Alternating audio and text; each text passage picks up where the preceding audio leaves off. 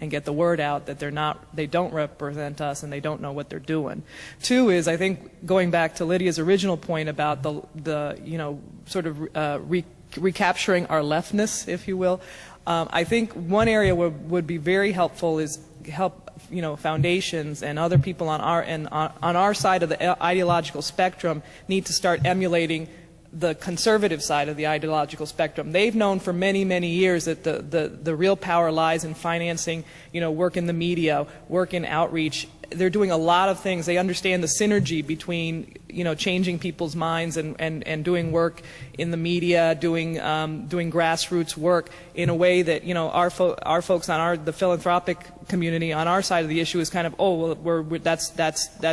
that's not what we do. We need to get them thinking about that's what we need to do, because they've been the conservatives have been very successful in that, and they have had their foundation support them every step of the way. We need to have that on our side of the issue. One more question.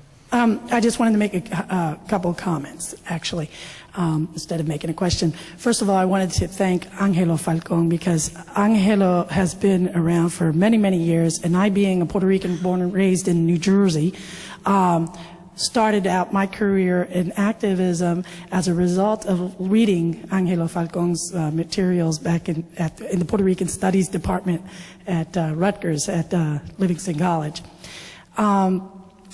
The other thing I wanted to mention was when we were discussing Willie Velazquez and how the voter registration project started, and I wanted to just take a step back to the people of the 60s who had worked, and that Texas was a pivotal move for our country because of Box 13 in South Texas, and Luis Salas, who brought out that box and pushed President Johnson over.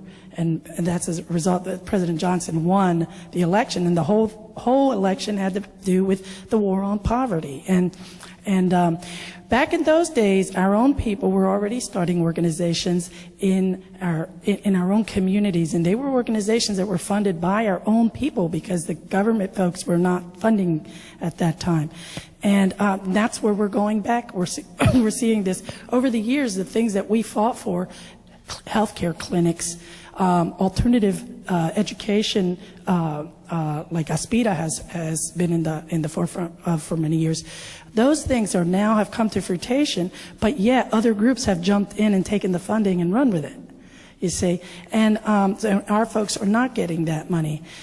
So we have to go back and tap our middle class and get those funds and bring our own float our own boat, I guess, so to speak.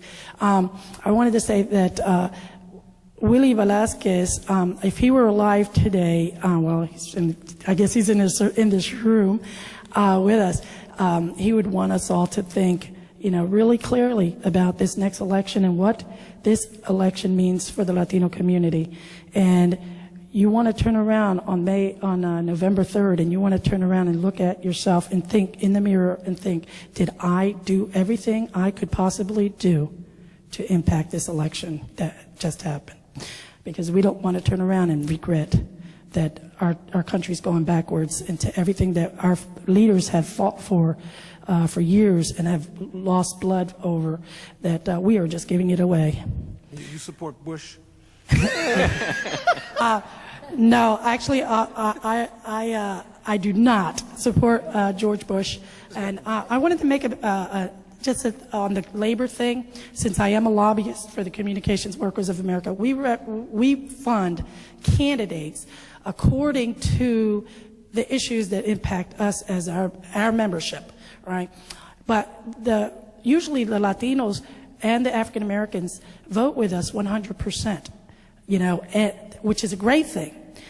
But on a sad note is that because they get 80%, like Angelo was mentioning earlier, 80% of the vote, we have to go by who has a swing vote, you know what I mean, which are the toughest races and that kind of thing. And that's why sometimes Latinos don't get what I call their fair share of the funding. Well, I think that's a great note on which to end, that that people are making choices all the time. We need to be at the table when choices are being made. And I wanted to thank our panelists, Lydia Gonzalez, Angelo Falcon, Lydia Camarillo. Thank you all very much, and please stay tuned for the next panel. Thank you, Lisa. We're running very short on time, and one of the downsides of my role here is I've got to be a tough taskmaster on time. So if I could ask you please to take a 1 or 2 minute break, please get refreshments, please stay. We have one more important panel before we finish. You're going to regret it if you leave. So please stick around. We will reassemble in about 2 minutes, and we will commence the games. And buy the book. Great job. Hey, how are you? First thing I want to say is to thank Arte Público Press for this invitation. I'm really excited to be here. There's so much to talk about, and the last panel was so exciting, and I've been writing notes on my notes, and I don't know where to start. Okay. I really don't know where to start, but I guess the first thing is to thank you all for the invitation, for being here. I am really here not only because I'm work with Aspira, but also because of my role in the National Hispanic Leadership Agenda, and I think that's probably what I'm going to be speaking about most. I was going to change my presentation. I'm going to change my presentation and just divide it into 3 areas. What is the agenda? I'm going to talk about our organizations, and then I'm going to talk about the challenge that I think Angelo posed to us. First of all, Aspira, as you know, is a national organization. It was founded in 1961. It came from the left, although we were picketed by the Young Lords in the 60s for not being that far to the left as we should have been. But it's mainly an education organization that was started by Antonia Pantoja, among other leaders in New York, which sort of serves as a parallel, in a sense, to Willie Velazquez in the Puerto Rican community. Today, it's the largest national Hispanic organization in the country. We serve about 35,000 students a year. We have 250,000 aspirantes, and almost every Puerto Rican in the East Coast who is in any position of power within corporations or elected officials have had some sort of affiliation with Aspira.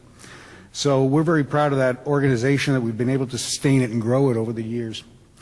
Now, the National Hispanic Leadership Agenda is an organization that was founded in 1991.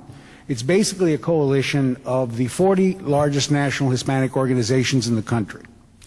Now, that in itself is unique. There is no other group in this country that has pulled together a coalition and kept it together for 13 years. That is very, very powerful. And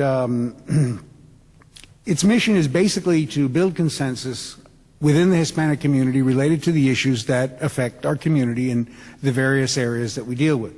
And one of the things that we do is that every 4 years, among others, every 4 years we issue a national Hispanic policy agenda, which was actually released yesterday here in Washington, in which we present to the nation and to the presidential candidates what the major issues are that we feel affect the Hispanic community in education, health care, economic empowerment, government accountability, and civil rights. Those are the 5 areas that we deal with. Now, regarding the agenda, where are we today? Well, everybody's been talking about the statistics. You know the statistics. There are 43 million Hispanics in the country, the fastest growing, with the youngest population in the country, with 20% of the school population.